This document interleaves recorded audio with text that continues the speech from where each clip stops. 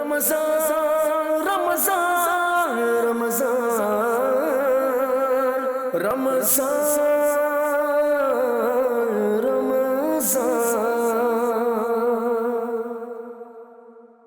রমজানুল মুবারকের স্মৃতিচারণ। মাদানী চ্যানেলের দর্শক শ্রোতা, রমজানুল মুবারকের সম্মান ও মর্যাদার কথা কি আর বলবো, যার আগমনে মুসলমানদের অন্তর আনন্দে উদ্বেলিত হয়ে ওঠে, যার বদৌলতে জীবন পরিবর্তন হয়ে যায়। আল্লাহ তাআলার কাছে দোয়া যেন বারবার এই মুবারক রহমত ও বরকতপূর্ণ মাস আমাদের নসিব হয়। মাদানী চ্যানেল বাংলা মাহে রমজানের মহিমান্বিত স্মৃতিচারণকে উজ্জীবিত করার জন্যে 1441 হিজরির মাহে রমজানে বিশেষ ট্রান্সমিশন আপনাদের জন্য নিয়ে আসছে জ্ঞান ও প্রজ্ঞা নেকির উৎসাহ প্রদানে পরিপূর্ণ অনুষ্ঠান রমজানুল মুবারকের স্মৃতিচারণ। আসুন রমজানুল মুবারকের সে স্মৃতিগুলোকে উজ্জীবিত করি। রমজানুল মুবারকের বরকতময় রাত্রিতে সাহারির সময় সরাসরি সম্প্রচারিত করা হয়েছিল অনুষ্ঠান ফয়জানে সাহারি। চলুন সেই অনুষ্ঠানের কিছু দৃশ্য দেখে আসি। ইসলামের স্তম্ভ কয়টি? পাঁচটি বিষয়ের উপর আমাদের ইসলাম প্রতিষ্ঠিত। আপনার কালিমা, নামাজ, রোজা, হজ, জাকাত। যেভাবে ইসলামের একটা স্তম্ভ রয়েছে, আবার ইমানেরও একটা স্তম্ভ রয়েছে, আবার কুফরেরও একটা কি স্তম্ভ রয়েছে। কুফর যে জিনিসের উপরে প্রতিষ্ঠিত, মাদানী চ্যানেলের দর্শক শ্রোতা হয়তো আমরা জানি না, কিতাবের মধ্যে লেখা হয় যে কুফরের স্তম্ভ বলা হয়েছে, মূল বলা হয়েছে হিংসাকে। আচ্ছা, মানে একজন মানুষের যেভাবে ইমানের একটা মূল, সেম কুফরেরও একটা মূল রয়েছে। আর কুফরের মূলকে সাব্যস্ত করা হয়েছে হাসাদকে, হিংসাকে করা হয়েছে। এখানে আমরা যদি দেখি যে একজন মানুষের সবচাইতে তার মূল্যবান সম্পদ হচ্ছে কি? ইমান। ইমান এটা অনেক বড় সম্পদ। সদা সর্বদা প্রতিটি মানুষ আল্লাহ তাবারক ওয়া তাআলার কাছে ইমান হেফাজতের জন্য দোয়া করে, যাতে করে আমার ইমান হেফাজতে থাকে, আমি ইমান নিয়ে দুনিয়া থেকে আমি বিদায় নিতে পারি। হাদিসে পাকের মধ্যে এসেছে যে হিংসা এমন এক মারাত্মক ব্যাধি যে আস্তে আস্তে তার ইমানকে হনন করে নেয়। আচ্ছা, ইমানকে কি করে? হনন করে নেয়। মানে একজন ইমানকে খেয়ে ফেলার যে মেশিনটাকে বলা হয়েছে, একটা মেশিন, সেটাকে বলা হয়েছে হাসাদকে, হিংসাকে। হিংসা যখন কোনো ব্যক্তির মাঝে তৈরি হয়, আস্তে আস্তে আস্তে আস্তে ওই হিংসার মাধ্যমে তার ইমানটা কি হয়ে যায়? বরবাদ হয়ে যায়। রাসূল কারীম সাল্লাল্লাহু তাআলা আলাইহি ওয়াসাল্লাম ফরমান যে হিংসা মানুষের নেকিকে এত দ্রুত জ্বালিয়ে দেয়, এত দ্রুত আগুন শুকনো লার্কিকে জ্বালাতে পারে। আল্লাহ তাআলা আমাদেরকে হেফাজত করুক। তারপর সিরাতে মুস্তাফা সাল্লাল্লাহু আলাইহি ওয়াসাল্লাম অনুষ্ঠান সম্প্রচারিত করা হয়েছিল, যাতে প্রিয় নবী সাল্লাল্লাহু তাআলা আলাইহি ওয়াসাল্লামের স্বভাব বর্ণনা করা হয়েছিল। আসুন তার কিছু দৃশ্য দেখে আসি। বিনয় এবং নম্রতা, এই জিনিসটা কি আমরা মুবাল্লিগে দাওয়াত ইসলামী থেকে শ্রবণ করব। আল্লাহ পাক কোরআনুল কারীমের সূরা শুআরা এর 215 নং আয়াত ইরশাদ করছেন যে তুমি তোমার অনুগত মুমিনদের প্রতি সদয় হও, অর্থাৎ বিনয় এবং নম্রতা প্রদর্শন করো। আমার আল্লাহ পাক কোরআনুল কারীমের বিভিন্ন আয়াত দ্বারা মুমিনদেরকে বিনয় এবং নম্র হওয়ার আদেশ দিয়েছেন। জি শারুক ভাই, বিনয় এবং নম্রতা কাকে বলে? বিনয় কাকে বলে? জি, সেটাও জানতে চেয়েছিলাম। মাশাআল্লাহ।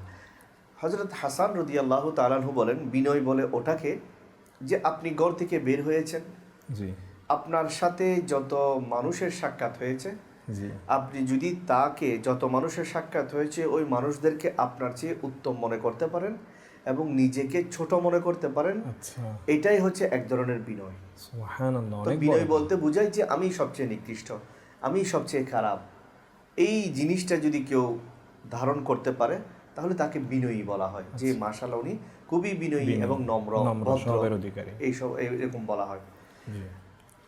আর এভাবে যদি আমরা দেখি, বিনয় এবং নম্রতার বিভিন্ন ডেফিনেশন কিতাবের মধ্যে এসেছে যে কোনো মানুষ নিজেকে সংযত রেখে ভদ্রভাবে, নম্রভাবে তার দৈনন্দিন জীবন অতিবাহিত করা এবং মানুষের সাথে নম্রভাবে আচরণ করা এবং তার আচরণগুলোর মাধ্যমে ওই মানুষের বিনয়ী ভাবটা প্রকাশ পাওয়া, এটাকে বিনম্রতা এক কথায় আমরা বলতে পারি। জি তো আপনি মাশাআল্লাহ এটার ডেফিনেশন সম্পর্কে জানতে চেয়েছেন।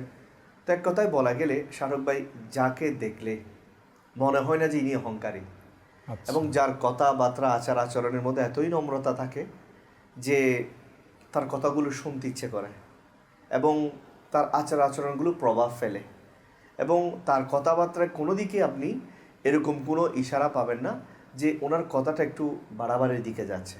আচ্ছা স্বাভাবিকভাবে আমরা বিনয়ী এবং বিনম্র মানুষ বলতে তাদেরকেই বুঝাই। জি জি জি মাশাআল্লাহ মাশাআল্লাহ। অনেকের মনে প্রশ্ন আসতে পারে, আমার প্রিয় নবী সাল্লাল্লাহু আলাইহি ওয়াসাল্লামের বিনয় এবং নম্রতা কীরকম ছিল? জি আল্লাহু আকবার।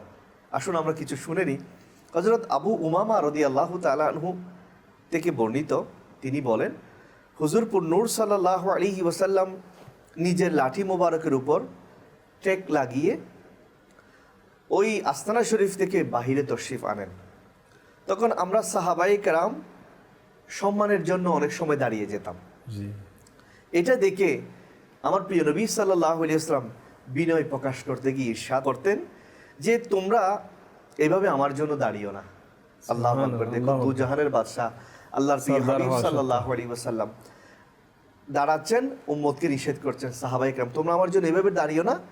কেননা যেভাবে অনারবীয় লোক একজন আরেকজনকে সম্মান করে দাঁড়িয়ে যায়, জি তো আমিও একজন আল্লাহ তাআলার বান্দা, তো আমার জন্য এইভাবে দাঁড়িয়ে যাওয়া, আমার জন্য এভাবে বসে যাওয়া, এবং আমি তোমরা দাঁড়িয়ে থাকবে আমি বসে থাকবো, এটা আমি নবী পছন্দ করি না। আল্লাহ কিরকম বিনয় প্রদর্শন করছেন, অথচ আল্লাহ তাআলা সমস্ত সৃষ্টি জগৎ আমার প্রিয় নবী সাল্লাল্লাহু আলাইহি ওয়াসাল্লামের জন্য সৃষ্টি করেছেন। সুবহানাল্লাহ। তা সত্ত্বেও নিজেকে সাহাবায়ে কেরাম আলাইহিম রিদওয়ানদের সামনে এত বিনয়ী ভাব বিনয় প্রদর্শন করতেন যে কোনো সময় যদি সাহাবায়ে কেরাম আমার নবী করিম সাল্লাল্লাহু আলাইহি ওয়াসাল্লাম আপন রুম মুবারক থেকে আস্তানা শরীফ থেকে বের হতেন, তখন সাহাবায়ে কেরাম দাঁড়িয়ে গেলে তাদেরকে নিষেধ করতেন যে তোমরা এভাবে দাঁড়িয়ে যেও না, কেননা আমি এরকম দাঁড়িয়ে যাওয়া পছন্দ করি না, এটা আমার কাছে এটা আমার নবী করিম বিনয় প্রদর্শন। অথচ আল্লাহ তাআলা কোরআনুল কারীমের মাধ্যমে জিবরাইল আলাইহিস সালামের মাধ্যমে আমার নবী করিম সাল্লাল্লাহু আলাইহি ওয়াসাল্লামকে সম্মান করার আদেশ আমাদের জন্য প্রদান করেছেন।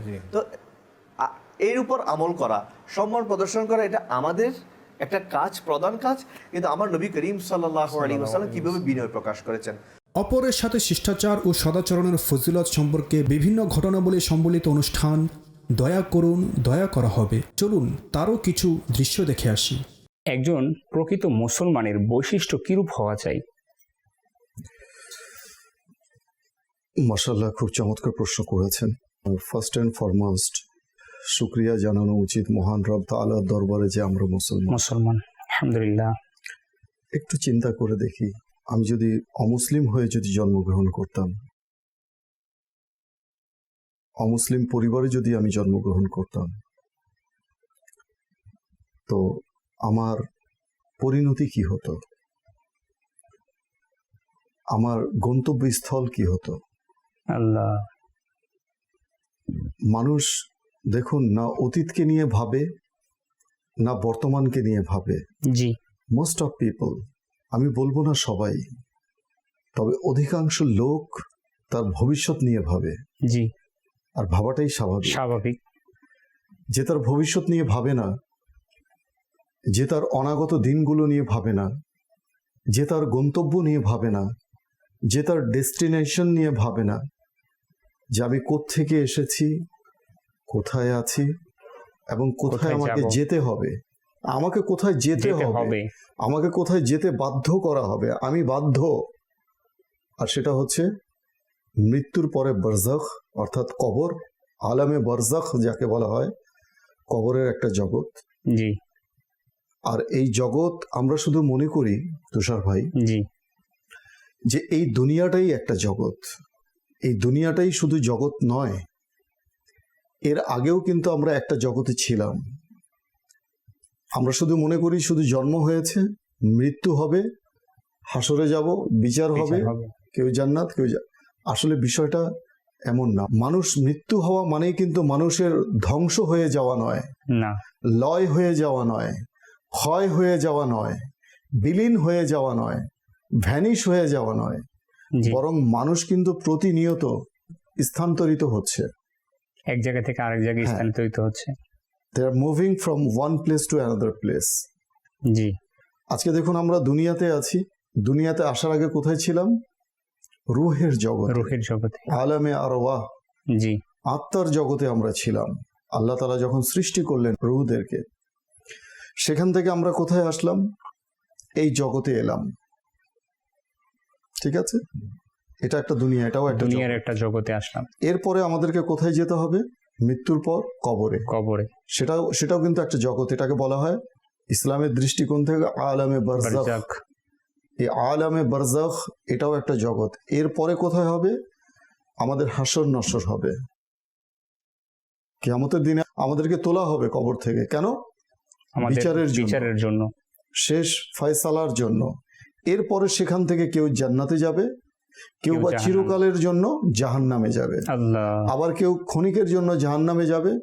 সেখান থেকে আবার নবীর শাফাতের মাধ্যমে, আল্লাহ তাআলার আল্লাহর দয়ায় করুণা দয়ার মাধ্যমে, অনুগ্রহে সেখান থেকে সে আবার জান্নাতে আসবে। জান্নাতে যাবে।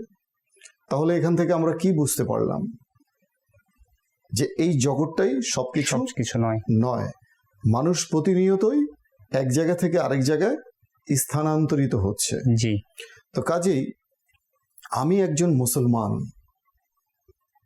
অ্যাজ এ মুসলিম বিং, আমাকে এটা চিন্তা করতে হবে যে how to be a perfect মুসলিম।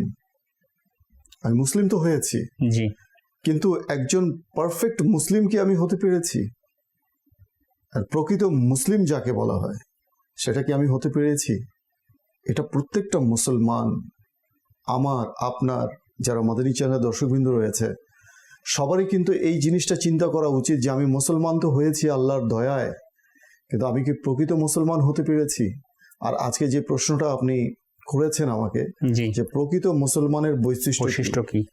আমরা যদি একটু হাদিসে পাকে যদি আমরা দৃষ্টি দেই, তো হাদিসে পাকে আল্লাহ তাবারাক ওয়া তাআলার প্রিয় রসুলে মকবুল, মা আমিনার বাগানের সুবাসিত ফুল সাল্লাল্লাহু তাআলা আলাইহি ওয়াসাল্লামের ইরশাদ হচ্ছে, ফরমান হচ্ছে, যা হযরত আব্দুল্লাহ ইবনে আমর ইবনুল আস রাদিয়াল্লাহু তাআলা আনহু হতে বর্ণিত, মুসলিম শরীফের হাদিস। আল্লাহ নবী ইরশাদ করছেন, যে ব্যক্তি দোজখ হতে মুক্তি এবং বেহেশতে গমন করতে চায়, সে যেন আল্লাহ ও পরকালের প্রতি ঈমানদার অবস্থায় মৃত্যুবরণ করে এবং মানুষের সাথে এমন ব্যবহার করে যা সে অন্যের কাছ থেকে আশা করে। খুব চমৎকার একটি হাদিস। দয়া করুন দয়া করা হবে অনুষ্ঠানের পর আকায়েদ ও আহকাম, বুজুর্গ ব্যক্তিদের জীবনী ও ঘটনাবলী, আদব ও শিষ্টাচার সম্পর্কে গুরুত্বপূর্ণ তথ্যাবলী সম্বলিত সরাসরি অনুষ্ঠান সুবাসিত রমজান সম্প্রচারিত করা হয়েছিল। আসুন তার কিছু দৃশ্য দেখে আসি। আজকের বিষয় নিয়েছি আমরা সম্মানের পাত্রকে। কারা কারা সম্মানের হকদার, বিশেষত কাদেরকে সম্মান করা উচিত আমাদের, ইনশাআল্লাহ সে সম্পর্কে আমাদের উপস্থাপন করবো প্রথমত আমাদের সালাউদ্দিন ভাই থেকে। ইনশাআল্লাহ আজকের বিষয়টা যেটা নেওয়া হয়েছে, যদিও এটা কোনো আমল না, কোনো নামাজ বা এই জাতীয় কোনো কিছু না। অনেকেই মনে করেন শুধু নামাজ, কালাম, তাসবিহ, তাহলিল, কোরআন তেলাওয়াত এগুলোকে ইবাদত মনে করে, কিন্তু মুসলমানদের প্রত্যেকটা কাজই কি ইবাদত। যে সম্মান করা, এটাও একটা ইবাদতের মধ্যে অন্তর্ভুক্ত। মাশাআল্লাহ। ইসলামের দৃষ্টিতে আল্লাহ তাআলার কাছে, আমরা তো আল্লাহ তাআলার বান্দা, খালেক ও মালিক, আমাদের সবকিছু আল্লাহ তাআলার জন্য। জি। ইন্না সালাতি ওয়া নুসুকি ওয়া মাহইয়ায়া ওয়া মামাতি, আমার নামাজ, আমার কুরবানি, আমার জীবন মরণ সবকিছু আল্লাহর জন্য। তো যে আল্লাহ আমাকে সৃষ্টি করেছেন, আল্লাহর কাছে যদি আমরা দামি হতে পারি, আল্লাহর কাছে যদি আমরা সম্মানিত হতে পারি, আল্লাহর কাছে যে সম্মানিত, এর সাথে সম্মানিত আর কেউ হতে পারে না। এবং তাকে আমাদেরকে কি সম্মান করা সুবহানাল্লাহ আমাদের জন্য অত্যন্ত জরুরি। জি হুজুর। তো এর মধ্যে আল্লাহ তাআলার কাছে সম্মানিত করা, এটা আল্লাহ তাআলা খুদ ইরশাদ করেছেন, ইন্না আকরামাকুম ইনদাল্লাহি আতকাকুম। আল্লাহর কাছে সবচাইতে সম্মানিত ব্যক্তি হচ্ছে সে যে দুনিয়াদারিতে বড় লিডার হয়েছে সে নয়, যে অনেক মালের মালিক হয়েছে সে নয়, যে অনেক কোম্পানি আছে সে নয়, যার ইঞ্জিনিয়ারিং জ্ঞান আছে, ডক্টর হয়েছে, দুনিয়ার প্রতিপত্তি অনেক কিছু আছে, তাকে আল্লাহ তাআলা সম্মানের পাত্র হিসেবে নেন না। আল্লাহ তাআলা ইরশাদ করেছেন, সে যদি ছেঁড়া কাপড়ও থাকে, তার কোনো পরিচিতও না থাকে, কিন্তু আল্লাহ তাআলার কাছে সম্মানের পাত্র তারাই যারা আল্লাহ তাআলাকে ভয় করে, তাকওয়া অর্জন করে। তাকওয়া অর্জন করে। আর এই তাকওয়া অর্জনের ক্ষেত্রে আমাদের মৌলানা গোলাম ইয়াসিন আত্তারি ভাই আমাদের সঙ্গে আছেন, ইনশাআল্লাহ ওনার থেকে অনেক দিক নির্দেশনা আমরা নিতে পারবো। আজকে সাহস আছে ইনশাআল্লাহ, কারণ উলামায়ে কেরামের সংস্পর্শে অনেক কিছু শেখানো যায় মাশাআল্লাহ। তো যে জিনিসটা সম্মানের পাত্র তাকওয়া, এই তাকওয়াটা কার মাঝে সবচেয়ে বেশি আছে? এটা যদি আমরা দেখতে চাই, সমস্ত আম্বিয়া কেরামের মাঝে সবচেয়ে বেশি ছিল, সবচেয়ে বেশি তাদের মাঝে ছিল। যেমন আমাদের মাঝে একটা এমন কিছু শব্দ আমাদের সমাজের মধ্যে প্রচলিত হয়ে গেছে, যেগুলি আমাদেরকে বদ আমলি অর্থাৎ আল্লাহ তাআলার সন্তুষ্টি অর্জনের পথ থেকে আমাদেরকে দূরে সরিয়ে দেয়। যেমন আল্লাহ তাআলা রহমান রহিম, মাফ করে দিবেন, আল্লাহ মাফ করে দিবেন বলে আমরা যে কোনো কাজ করতে দ্বিধাবোধ করি না।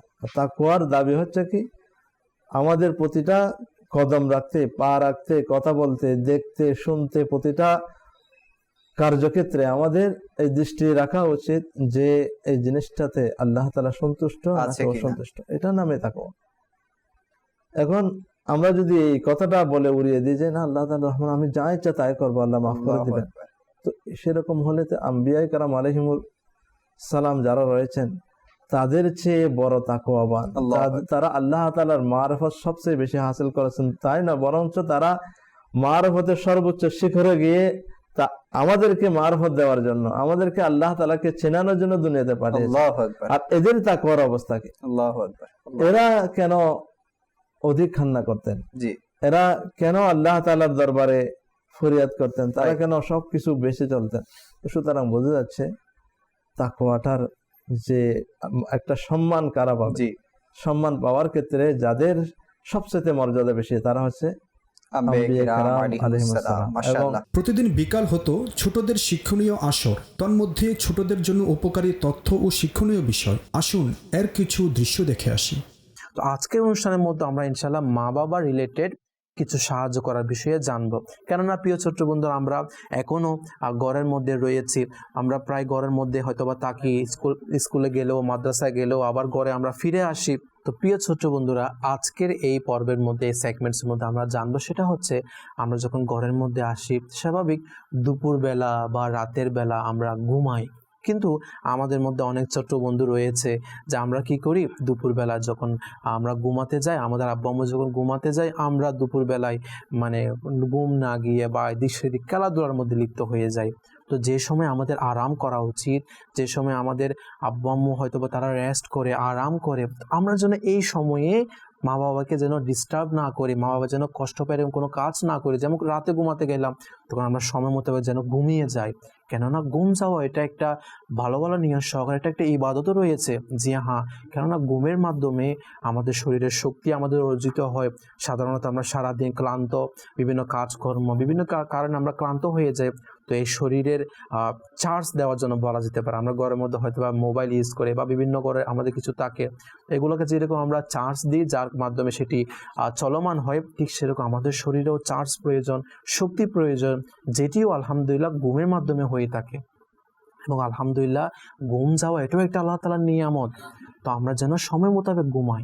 জি হ্যাঁ, যখন আমরা ঘুমাতে যাই তখন যেন মা বাবার কষ্ট হয় এরকম যেন কাজ না করি। যেন আমরা আমাদের মধ্যে অনেক ছোট বন্ধু দেখা যায় কি, আমরা যখন ঘুমাতে যাই মা বাবাকে বিভিন্ন ডিস্টার্ব করি, খেলাধুলা করি, যার কারণে মা বাবার কষ্ট হয়ে থাকে। এখানে অবশ্যই আমাদের আজকের এই সাহায্যের ব্যাপারে যে আমাদের আজকের এই সেগমেন্ট, এখানে এই বিষয়ে আমরা যেন মা বাবাকে এই বিষয়ে যেন আমরা সাহায্য করি, যেন মা বাবা যখন ঘুমাতে যায় তারা যেন কোনো কষ্ট না পায়। আসুন দেখি জ্ঞান দ্বারা পরিপূর্ণ নিগরানি শুরার হামারি নসলে অনুষ্ঠানের দৃশ্য। इमाम गजाली लिखते हैं कि अपने बच्चे को हर मिलने जुलने वाले जिनसे इसका इंट्रैक्शन है, मिलता है, मिलने वाले की इज्जत करने, नंबर 1 आजिजी से पेश आने, اور ہر کسی کے ساتھ نرمی سے گفتگو کرنے کا عادی بنائے. میری ملاقات بھی پچھلے دنوں ایک جگہ پر، تو والد صاحب سے میں پہلی بار ان سے ملا. بہت پرانی بات نہیں ہے، لیٹسٹ ڈسکشنز کر رہا ہوں میں پہلی دفعہ ان سے ملا. انہیں ان کے گھر پہ جانا بھی ہوا، تو انہوں نے اپنے بیٹے کو ملایا. تو والد خود ہی اپنے بچے کو بتا رہے تھے کہ اس طرح کرنا ہے. اچھی چیز تھی، لیکن ہمیں سب کے سامنے اپنے بچے کو سمجھانا پڑے. اس میں تھوڑا سا بچہ جو ہے نا وہ فیل کرتا ہے.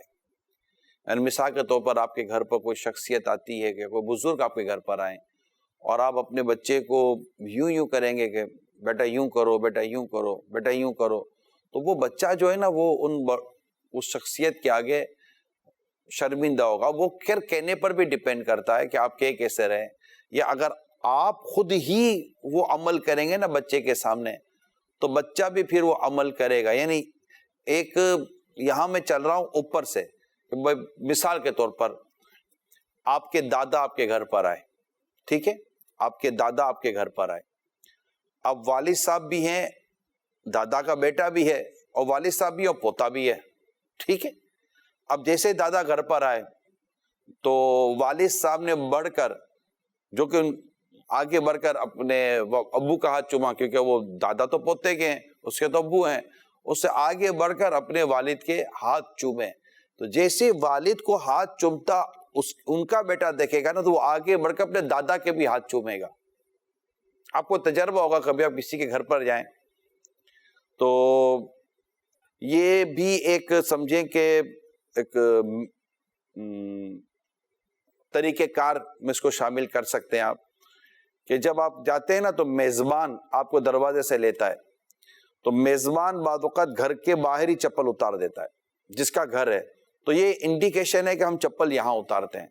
تو اب جب یہ چپل یہاں اتارے گا تو مہمان کبھی بھی چپل پہن کے اندر نہیں جائے گا، مہمان بھی وہیں چپل اتار دے گا.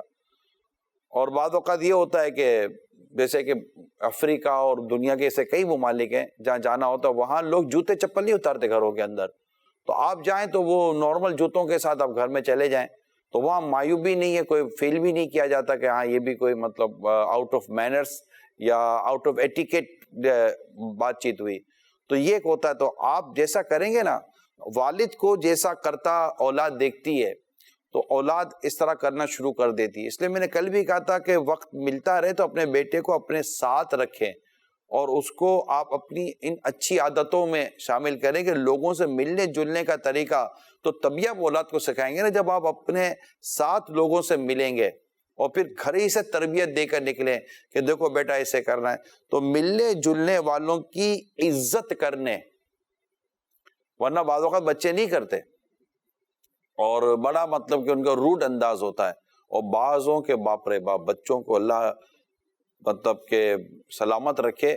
یقین مانیے، مطلب یہ میرے اپنے ذاتی تجربہ درس کر رہا ہوں، اتنے والدین مینر سکھاتے ہیں، اتنے والدین طریقے سکھاتے ہیں کہ بعض اوقات رشک آتا ہے کہ یار اللہ تعالیٰ کا شکر ہے کتنا مطلب کہ یار بڑے بڑے، یعنی یوں نہیں کہ والد صاحب کی عمر اگر 60-65 سال کی ہے تو بچوں کی عمریں بھی مطلب 35-40 سال کی ہوتی ہیں. وہ جو بزرگوں کے آگے جو ادب، جیسے میرا کئی امیل سنت کے ساتھ جانا ہوتا ہے تو میں دیکھتا ہوں کہ والد صاحب کے ساتھ ساتھ بچے جس طرح کا انداز اختیار کرتے ہیں وہ ایک اپنی مثال آپ ہوتا ہے. تو یہ چیزیں والدین کی تربیت پر ڈیپینڈ کرتی ہے. اور بعض اوقات بالکل کچھ نہیں، مطلب زبردستی والد صاحب بلاتے ہیں، آ جاؤ کر لو، پھر اس کو سب کے سامنے بولیں گے یوں کرو. اچھا پھر بعض اوقات کیا ہوتا ہے بدقسمتی کے ساتھ کہ چلو بیٹھ جاؤ، پھر وہ اسی شخصیت کے سامنے اپنے بچے کی برائی بیان کر رہا ہوتا ہے، حضور یہ یوں کرتا ہے. اتنا یہ میں کہتا ہوں آپ کا غلط انداز ہے. آپ کیوں مطلب کہ آپ کے باغ کا یہ پھل ہے، آپ کے باغیچے کا یہ پھل ہے، آپ کے درخت کا یہ پھل ہے، اگر کرواٹ دے رہا ہے تو آپ کیوں مطلب کہ لوگوں کے سامنے اپنے باغ کو رسوا کر رہے ہیں. کبھی بھی اپنی اولاد کو، یہ میری تمام والدین کے ساتھ درخواست ہے، کبھی بھی اپنی اولاد کو کسی تھرڈ پرسن کے آگے ذلیل نہ کریں. وہ جو بات کرنی ہے سمجھانا الگ سے کریں، آپ اگنور کر جائیں. تو तो ये जो बच्चे हैं इनको भी चाहिए कि जब लोगों से मुलाकातें करें तो इज्जत करना सीखें, शरीयत के दायरे में रहकर इज्जत करें और अदब करें, एहतराम करें। तो इंशाल्लाह इससे आपके अब्बू की और आपकी अम्मी की इज्जत बढ़ेगी कि यार ये बच्चा सलीके वाला, ये बच्चा तरबियत वाला है। फिर फरमाते इमाम गजाली आजिजी से पेश आए, तकब्बुर ना करे, गुरूर ना करे, और मतलब बाज़ औक़ात होता है ऐसा अंदाज, तो ऐसी कोई हरकत ना करे, आजिजी करे और अपने आप को छोटा बनाकर ही हमेशा पेश करना चाहिए जब लोगों से मिले जुले। फिर फरमाते और हर किसी के साथ नरमी से गुफ्तगू करने का आदी बनाएं। अब ये जब आप घर में करेंगे तो होगा, और जब बच्चा खुद वालिदैन के साथ, अब मैं बच्चे जैसे सुन रहे होते हैं, आप अपने वालिदैन के साथ अदब करेंगे, अपने वालिदैन के साथ आजिज़ी से पेश आएंगे, अपने वालिदैन के साथ नरमी से बात करेंगे, अपने वालिदैन के साथ आप अच्छी अंदाज से गुफ्तगू करेंगे, तो आपका ये आदत और ये अंदाज बाहर वालों पर भी जाहिर होगा। तो ये अपने बच्चे को सिखाना होता है। कभी कभी बच्चा आपको लगेगा कि ये बदतमीजी कर रहा है, बद अखलाकी कर रहा है, झाड़ रहा है, डांट रहा है, चीख रहा है, चिल्ला रहा है, तो ये लोगों से मिलने जुलने में जब ये हरकतें करेगा तो इससे आपको चार आदमी के बीच में शर्मिंदगी होगी। तो आप घर ही में इसकी तरबियत करें, घर ही में इसको बताएं कि बेटा ऐसे मिलना होता है, ऐसे आना होता है, ऐसे जाना होता है। ये थोड़ी एज वाले बच्चे होते हैं, ये बहुत छोटे तो फिर वो तो फिर लोग कहते हैं कि यार ये बच्चा तो फिर बच्चों वाली हरकतें करेगा। लेकिन जैसे जैसे थोड़े बड़े होते हैं ना, बास होते हैं 4-5 साल के भी हो जाते हैं, तो इनको बड़ी तमीज होती है और लोग इज्जत करते हैं उनकी कि यार ये बच्चा तमीज वाला है। तो ये चीजें वालिदैन का काम है कि अपने बच्चों को सिखाए, हर मिलने जुलने वाले की इज्जत करने के ताल्लुक से, उनके साथ आजीजी से पेश आने के ताल्लुक से, नरमी से गुफ्तगू करने के ताल्लुक से, ये अपनी औलाद की तरबियत करनी है। और हर वो बच्चा जो मुझे सुन रहा है या बच्ची जो मुझे सुन रहे हैं, आपने ये आदत इख्तियार करनी है बच्चों कि बड़ों की इज्जत करना सीखें, उनके साथ आजिज़ी से पेश आएं, बड़ा मतलब बहुत खूबसूरत तरीके से सलाम करें। जब भी जाएं बेटा सबसे पहले कहें अस्सलामु अलैकुम व रहमतुल्लाहि व बरकातुहू। बिल्कुल अच्छी तरीके से सलाम करेंगे ना तो बहुत अच्छा लगता है सामने वाले को। आपका खाली सलाम करना है ना बेटा, यूं समझिए कि सामने वाले के दिल में ये बात डाल देता है कि यार ये बड़ा बच्चा तमीज़ वाला, सलीके वाला है, और ये मतलब माशाल्लाह इसके वालिद साहब की बड़ी तरबियत है। आपके वालिद साहब को कितनी खुशी होती होगी, ज़रा सोचा है आपने कि जब आप ये अंदाज इख्तियार करेंगे, आस पास पड़ोस के अंदर आते जाते हुए, महल्ले में आते जाते हुए सलाम करेंगे, आजिज़ी करेंगे, नरमी से बात करेंगे, ना चीखेंगे चिल्लाएंगे, तो आप बताइए कि इससे खुद आपके अम्मी अब्बू की इज्जत में कितना इजाफा होगा। लोग कितनी तारीफ करेंगे कि माशाल्लाह आपने कितनी प्यारी तरबियत की है। आपकी भी तो इज्जत होगी ना, वो आपको बुलाएंगे, बिठाएंगे, आपको अपने साथ रखेंगे, वरना वो बड़े आपको दूर भगा देंगे। আসুন এখন দেখি বরকতময় রজনী অনুষ্ঠানের কিছু দৃশ্য। তন্মধ্যে রমজানুল মুবারকের বরকতময় রজনীতে নামাজ ও অন্যান্য ইবাদতের ফজিলত ও গুরুত্বপূর্ণ মাসাইল বর্ণনা করা হয়েছে। ইমরান ভাই, জুমা আল্লাহ তাআলা আমাদেরকে অসংখ্য নিয়ামত দ্বারা ধন্য করেছেন।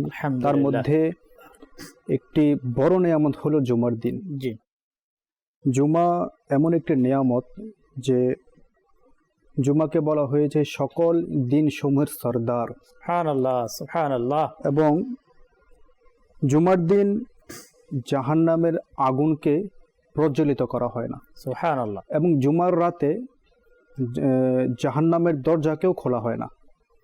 তো এমন একটি ফজিলতপূর্ণ জুমার দিন আরও রয়েছে যে জুমাকে কিয়ামত দিবসে নববধূর মতো করে ওঠানো হবে। এই জুমার রাত এবং জুমার দিনে এমন কিছু আমল আল্লাহ তাআলা চাইতো যে ব্যক্তি করবে, এমন তার জন্য আপনার কিছু আমলের মধ্যে জান্নাতের সুসংবাদ, কিছু আমল এমন রয়েছে জুমার রাতের ব্যাপারে তার অতীতের গুনাহ ক্ষমা হয়ে যায়। জি আলফাসান ভাই।